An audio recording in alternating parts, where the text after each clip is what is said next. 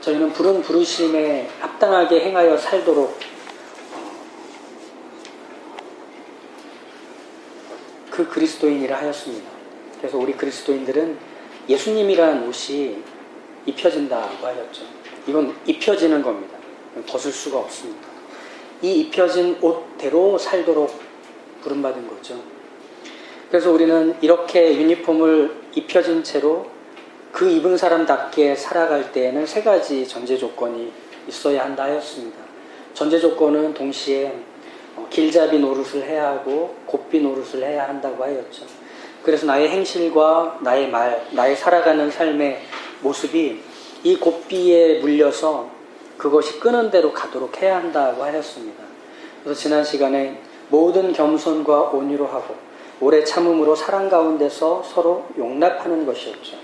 다시 말하면 하나님을 사랑하고 이웃을 사랑하는 그 예수님께서 말씀하신 계명의 크고 첫째 되는 바로 그것이 우리의 모든 행실과 삶, 우리의 말과 표정 안에서 이끄는 것이 되어야 하는 겁니다.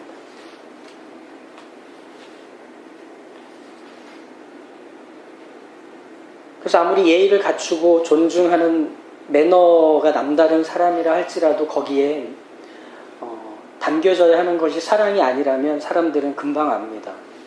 영혼이 없는 거죠. 소위 말하는 영혼이 없이 한다는 것은 우리가 상대를 대하고 우리가 곁에 있는 이들을 대하는 태도, 그리고 삶을 살아가는 모든 방식에서 사랑이 없는 것, 하나님을 사랑하는 것이 없고 이웃을 사랑하는 것이 없다면 영혼 없이 사는 것과 별반 다를 바 없는 것이죠.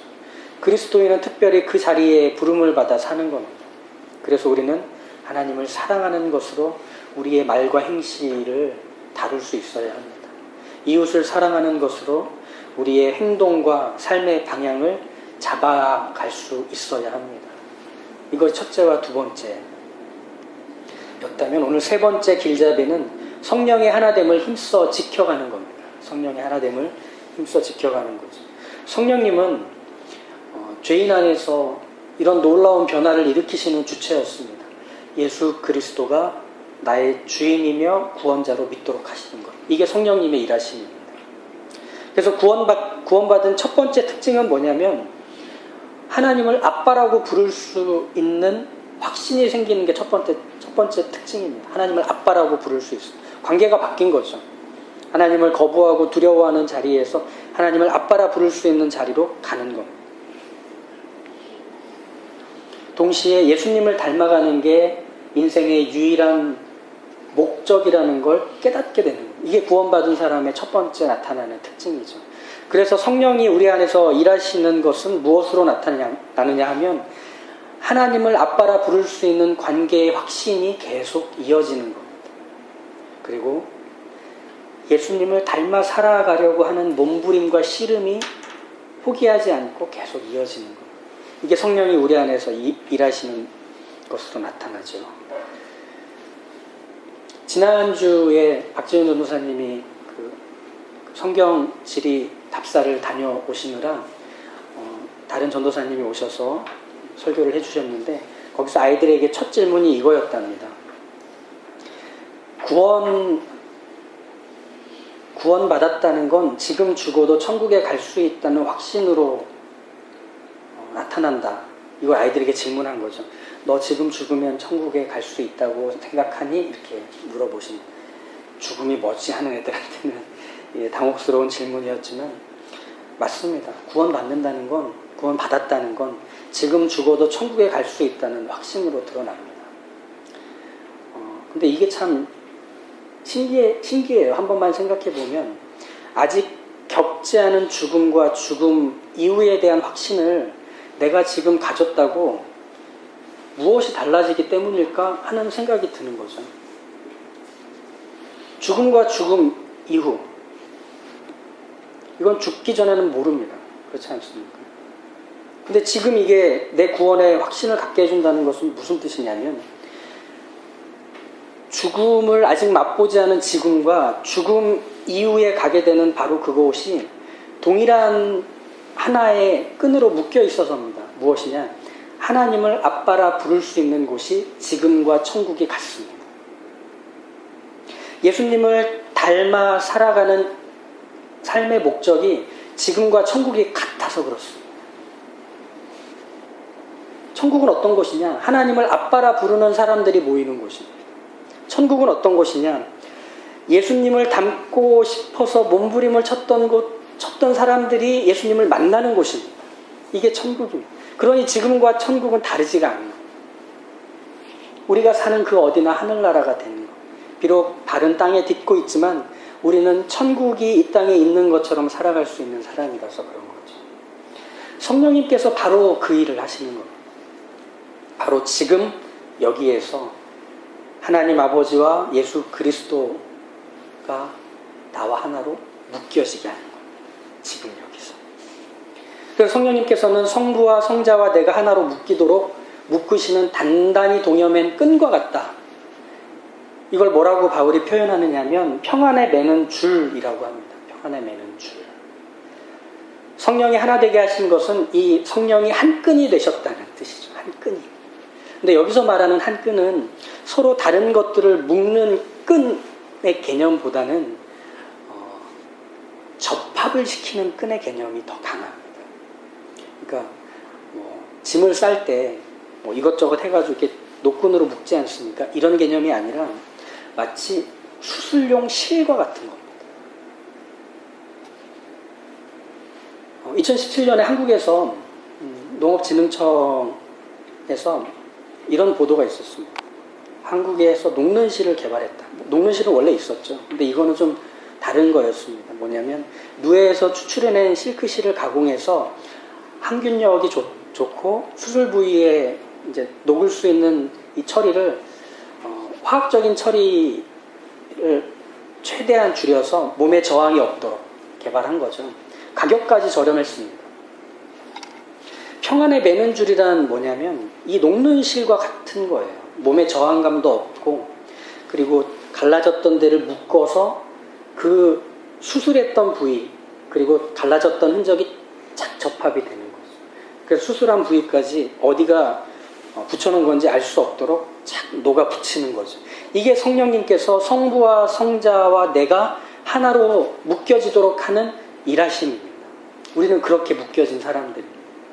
그리고 그게 하나됨입니다. 어디서부터 어디까지가 붙은 거지 알 수가 없는 거죠. 그렇다면 왜 성령님께서는 이렇게 자국도 안 남도록 접합시키시는 하나됨을 이루시는가? 그건 성부와 성자의 하나됨이 우리의 것이 되도록 하기 위함이셨습니다. 요한복음 17장에 보면 예수님이 대제사장적 기도를 하는 장면이 나와요. 우리를 대신하여 하나님 아버지께 하는 기도죠. 그 기도에서 이런 말씀을 하십니다. 곧 내가 그들 안에 있고 아버지께서 내 안에 계시어 그들로 온전함을 이루어 하나가 되게 하려 함은 아버지께서 나를 보내신 것과 같이 또 나를 사랑하신 같이 그들도 사랑하신 것을 세상으로 알게 하려 함이로소이다. 성부와 성자는 뗄래야 뗄 수 없는 하나입니다. 거기에 하나님을 알고 예수님을 믿는 사람들이 예수님과 하나로 되었다면 이들은 또 하나님 아버지와도 하나가 되는 것. 성령님이 바로 그 일을 하는 것. 이게 우리의 구원의 완성된 모습입니다. 하나가 되는 겁니다. 붙은 자국조차 없게 깔끔하게 묶이는 거죠. 그래서 노끈으로 책을 묶어내듯이 나무를 묶어버리듯 하는 게 아니라 수술실에서 갈라진 것을 꿰매듯이 단단히 봉합해버리는 겁니다.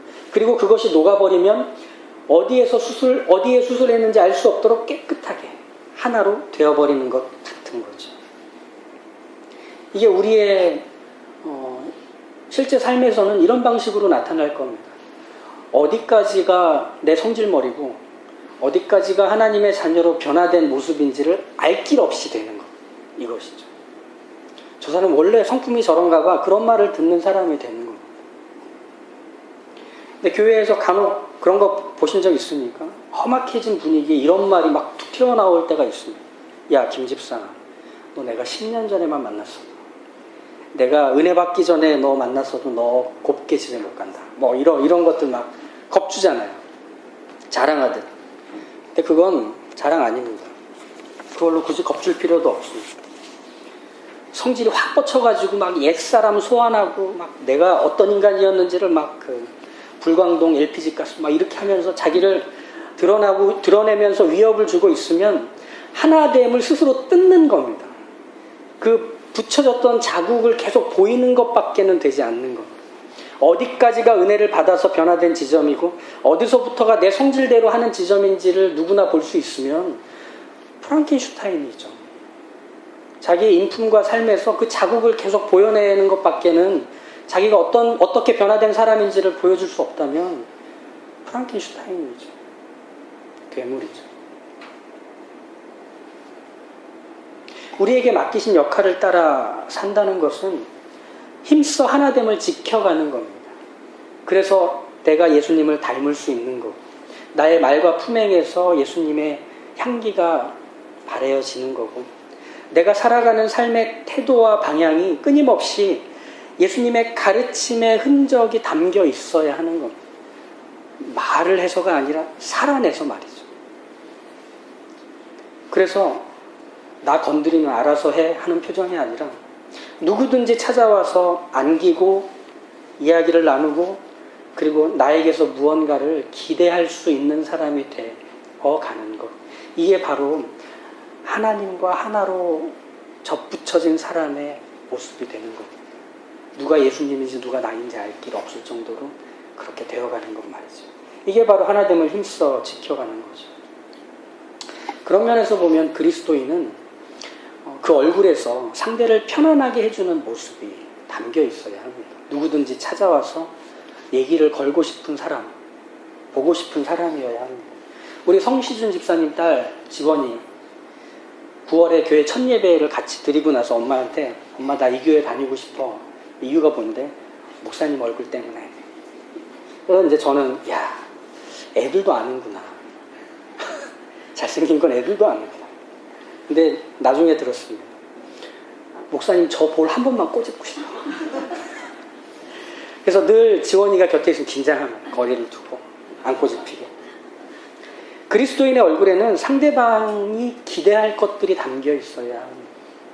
이야기를 하고 싶고 위로를 받고 싶고 그 사람에게서는 인생을 들을 수 있다고 생각할 수 있어야 합니다. 어떻게 이게 가능할까요? 불교에서 고승들이 수행하는 것처럼 면벽 수행을 하고 돌을 닦으면 될까요? 아닙니다. 이미 우리는 하나님과 접붙여져서 뗄래야 뗄 수 없는 사이가 되어버렸습니다.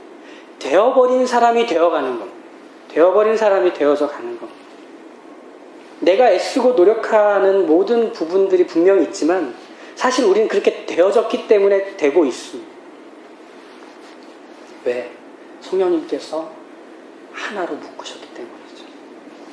그러니 상처가 되고 남을 짓누르는 말을 할 거라면 차라리 웃고 마는 편이 낫습니다. 그렇게 짓눌러서 얻는 것이라고는 서로 다 상처받는 것밖에 없잖아요. 그러니 웃는 연습도 집에서 연습해야 됩니다. 10분씩. 그게 바로 나와 하나 된 하나님 아버지의 모습이 될 거기 때문에, 나와 하나 된 예수님의 표정과 인품이 될 거기 때문에 우린 이것도 연습해야 합니다. 내 말투와 인격에서 상대를 사랑하고 싶어 한다는 간절함, 상대를 살리고 변화시키고 회복되기를 바라는 그 기대가 담겨 있어야 합니다. 하루 이틀에 될까요? 아니요. 계속 연습하고 훈련해야 합니다. 그러면 점차 사람들이 나를 찾아올 겁니다. 그리고 나를 통해 삶이 바뀌는 일들을 보게 될 겁니다. 우리는 그 일에 부름받았습니다. 좀 웃으시죠? 더불어서 성령의 하나됨을 힘써 지켜가야 한다는 건 하나님과 하나 된 나처럼 내 지체 역시 하나 되었다는 것을 기억시켜주는 것도 함께 따라가야 합니다. 나만 하나 되기 위해서 힘쓰는 것뿐 아니라 그도 하나 되었음을 확인시켜주는 게 내 몫인 겁니다. 내 몫인 겁니다. 교회는 올림픽 대회장 아닙니다. 등수 매겨서 메달 주는 곳 아니라는 겁니다. 여기는 누가 교회 생활 잘했는지, 봉사활동 열심히 했는지, 기도 횟수가 많은지 순위를 따져서 복 주는 것 아닙니다. 교회는 가정입니다. 가정. 언제든 와서 쉬고 웃고 지켜주고 돌봄을 받는 곳이죠. 그래서 교회는 이렇게 되는 곳입니다. 그냥 사람이 와서 예수님처럼 사는 게 뭔지, 하나님을 기쁘시게 하는 게 어떤 건지를 나보다 나은 사람을 통해 배워가는 겁니다. 그런 곳입니다. 집에 부모님이 계시니까 부모님께 밥을 얻어먹고 돌봄을 받고 잘 살지 않습니까? 그게 자녀된 특권 아닙니까?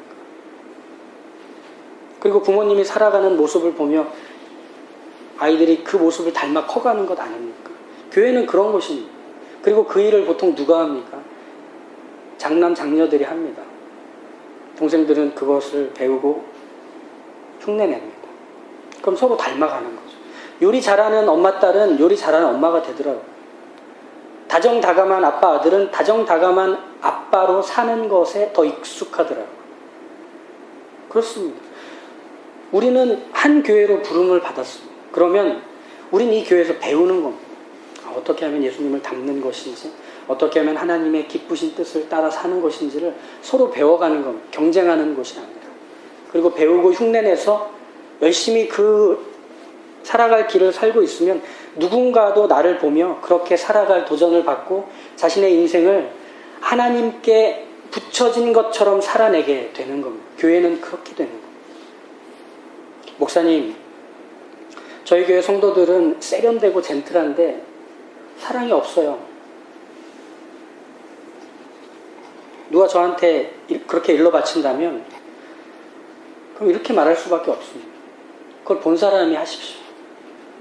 사랑이 없는 걸 확인한 사람이 사랑을 시작하십시오. 교회는 탁월한 양육과정과 일관된 행정제도와 바른 원칙으로 변화되지 않습니다. 자라가지 않습니다. 거기에는 사랑을 해줄 사람이 필요합니다. 하나님이 누구신지를 소개해 줄 사람이 필요합니다. 그럼 사랑이 없다고 보이면 내가 발화점이 되면 됩니다. 내가 타오르면 됩니다. 우리 교회 성도님들은 예쁘긴 한데 잘 웃지 않아. 그러면 유머 365일을 매일 읽으면서 다음에 만나면 내가 꼭 이 얘기 해야지. 달달달 집에서 연습하고 리허설하고 와서 하면 됩니다. 왜? 상대가 지금 그런 표정이고 그런 기분이고 그런 상황이라면 내가 지금 하나님과 함께하고 있고 하나로 엮여있는 이것을 내 표정과 내 반응으로 그에게 알려주십시오. 그래서 하나님께 하나로 접붙임 받은 사람은 이렇게 산다는 걸 그에게 일깨워 주시면 됩니다.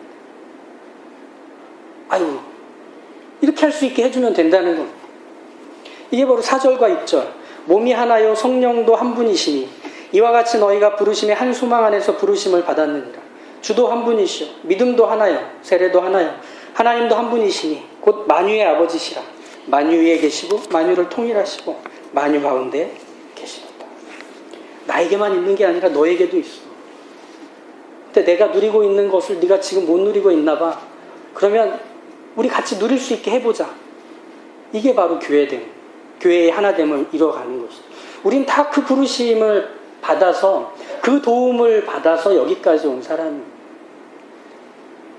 내가 찬양하고 경배하는 이 하나님이 유일하고 참된 하나님이라는 것을 알고 그 예배의 감격을 누리고 있다면 그건 누군가의 도움의 결실입니다.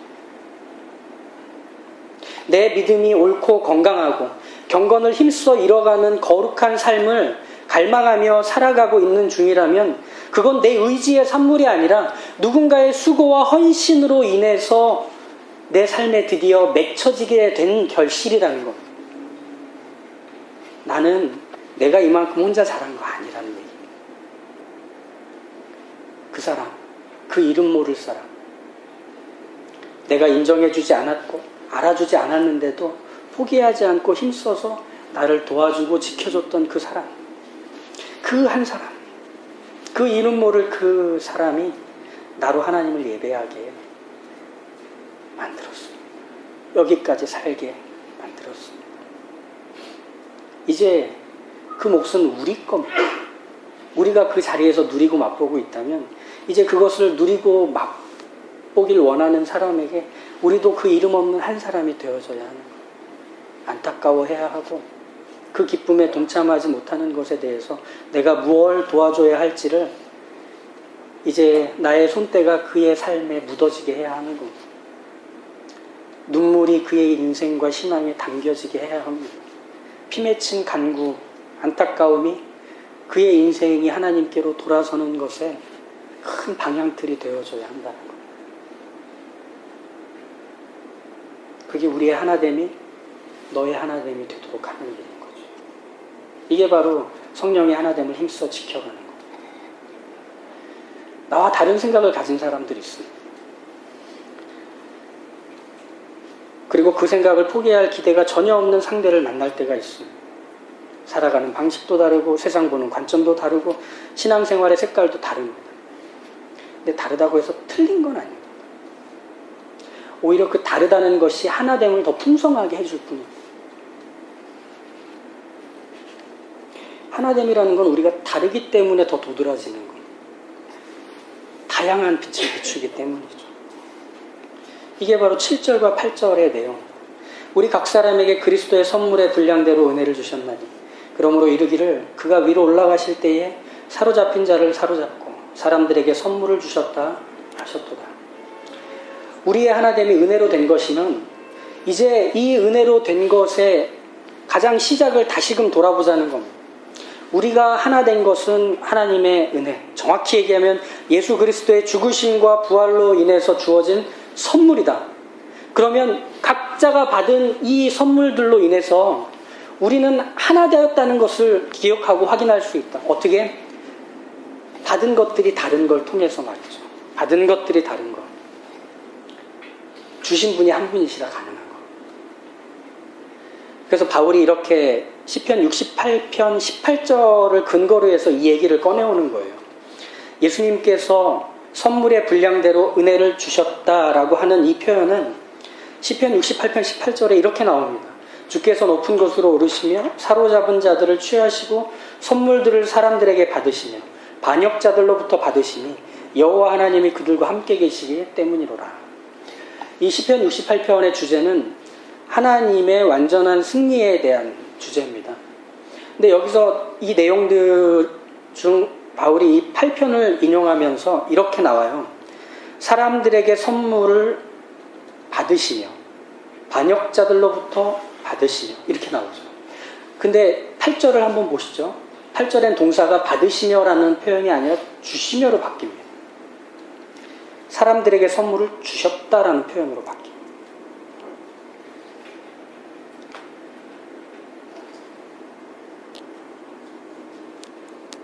이게 그리스도께서 이루신 승리의 독특함입니다. 무엇이냐면 하나님이 이루신 승리, 예수 그리스도의 죽으심과 부활로 일어난 승리는 예수님이 승리하신 거잖아요. 하나님이 승리하신 거잖아요. 근데 그게 우리가 승리한 거랍니다. 우리가 이긴 거랍니다. 우리 거랍니다. 진 자들에게서 받아낸 이긴 자의 전리품을 가지고 내가 사랑하는 사람들과 나눠 가지면 이 승리는 내가 사랑하는 자들과 함께 공유가 되기 때문입니다. 아빠가 보너스를 탔어요. 그럼 온 가족의 파티 아닙니까? 회사에 가서 이리저리 까이고 스트레스 받고 골머리를 썩으면서 일해서 상여금을 받았는데 아빠가 보너스 타면 엄마가 좋아합니다. 아빠가 보너스 타면 애들이 좋아합니다. 우리 어디 가자, 뭐 먹자. 벌써 시작됩니다. 그럼 그걸 보면 아빠도 좋습니다. 하나님의 구원의 승리, 이 땅에 하나님의 아름다운 구원의 역사가 일어난 이 일은 우리에게는 받은 선물인 겁니다. 그러면 하나님께서 승리하신 것은 이제 우리에게도 승리가 되는 것. 어떤 승리입니까? 네가 변화되는 것, 네가 자라가는 것, 네가 예수 그리스도와 하나님 아버지와 하나가 되는 것이 이루어지기까지 나는 쉬지 않기로 하는 것. 내가 벌써 변화가 됐기 때문에, 내가 먼저 달라졌기 때문에. 그래서 너의 다른 삶의 자리에서 하나님이 같은 선물을 주셨다면 같은 결과가 나올 거라는 것. 같은 기쁨과 같은 생명과 같은 승리가 일어난다. 이건 내가 안다. 뺏어오신 것을 주시는 전리품이기 때문에. 그러니 얼마나 교회가 기쁜 곳입니까? 누군가는 예수 그리스도가 곧 하나님의 아들이심을 알리며 교회를 세우는 역할을 할 겁니다. 누구는 이름 모를 자들에게 복음을 전하는 일을 할 겁니다. 누구는 한 곳에 뿌리 박혀 성도들을 기르고 가르치는 일을 할 겁니다. 그들이 그 일을 할 수 있는 이유가 뭡니까? 같은 걸 받아서 다르게 일할 때 그들의 기초는 무엇입니까? 하나님께서 이것을 기어이 승리하게 할 것이기 때문에, 하나님께서 기어이 여기서 변화를 일으키고 사람을 새롭게 하고 새 생명을 주어 새로운 피조물이 되게 하시는 일을 완성하실 것이기 때문에, 그래서 각자 주어진 다른 것들로 같은 일을 하는 겁니다. 우리는 그 자리에 부름받은 거죠. 그러니 교회는 훌륭한 사람이 있는 곳이 아닙니다. 교회는 대단한 사람들로 채워지는 곳이 아닙니다. 제일 필요도 없습니다. 성령의 은사를 받았다. 누군가는 예언을, 누군가는 병고침을, 누군가는 여러 가지 은사를 받았다면 그것으로 사람이 살아야 하는 겁니다. 변화되어야 하는 겁니다. 교회가 서 가야 하는 겁니다. 건강하게. 난 저거 못 받았으니 억울하다. 쟤는 저거 있으니 좋겠다. 아니요. 그것으로 사람이 살아나는 하나의 결실만이 계속 이루어지면 될 뿐입니다. 우리는 한 분에게 받았으니 그것을 주면 될 뿐인 거죠. 이게 바로 다윗이 사무엘상 30장에서 보여줬던 한 공동체의 아름다운 모습입니다. 다윗과 600명의 군사들이 자리를 비운 자리에 아말렉 사람들이 쳐들어와서 처자식을 데려가고 그동안 모았던 재물들을 다 훔쳐갑니다. 돌아오고 나서 다 뺏긴 걸 알고 어떻게 쫓아가야 하나 몸부림치며 하나님께 묻습니다. 가라, 내가 그들을 너희 손에 붙여내리라. 600명을 데리고 갑니다.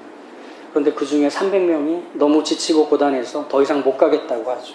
그래서 그들을 시내에 두고 나머지 300명을 데리고 달립니다. 결국은 아말렉을 잡고 처자식과 빼앗겼던 것, 그 이상의 것들을 가지고 돌아옵니다. 그래서 다시 시내에서 만나죠. 그때 얘기해요. 전쟁에 참전했던 사람들이 각각 처자만 데리고 가라. 너희들은 피를 흘리지도 땀을 흘리지도 않았다. 어디 여기에 손을 대려 하냐. 우리와 상관없다. 가라. 그때 다윗이 그들을 막아서며 말합니다. 나의 형제들아, 여호와께서 우리를 보호하시고 우리를 치러 온 그 군대를 우리 손에 넘기셨은즉 그가 우리에게 주신 것을 너희가 이같이 못하리라. 이 일에 누가 너희에게 듣겠느냐. 전장에 내려갔던 자의 분깃이나 소유물 곁에 머물렀던 자의 분깃이 동일할지니 같이 분배할 것이니라. 새로운 원칙이 공동체를 세웠습니다. 하나님께 받은 것, 그리고 그것을 너희에게 주는 것으로 우리가 함께 받았음을 확인하는 자리. 이게 그 시내에서 선포된 놀라운 원칙입니다. 그리고 그것은 교회 안에도 동일하게 선포되는 겁니다. 많은 은혜를 받았으면 그 은혜를 누려야 하는 사람이 필요하기에 하나님이 주셨다라고 생각해야 하는 겁니다. 성령의 은사를 특별하게 받은 이들이 있다면 그것으로 교회를 세워야 하기에 하나님이 주신 겁니다. 여러 가지 경험과 은사들, 달란트를 가지고 있는 이들이 있다면 교회 안에 그걸 필요로 하는 이들이 있기에 하나님이 영원전에 마련해 두신 것들입니다. 그러니 그걸 땅에 묻어놓지 마시고 내 사랑하는 이들을 위해, 그들이 하나님과 하나 되게 하기 위해 사용해야 하는 겁니다. 내 거 아니라서 가능한 겁니다. 우리 각 사람에게 그리스도의 선물의 분량대로 주신 이 은혜를 따라 내 곁에 있는 이들이 선물 받게 하여 그들의 기쁨이 회복되게 해주셔야만 하는 겁니다. 우린 이 일에 부름받았습니다. 그러니 그 인간만 없으면 교회가 얼마나 편할까? 혹은 반대로 그 사람이 있어야만 우리 교회는 교회가 되는 그런 건 없습니다.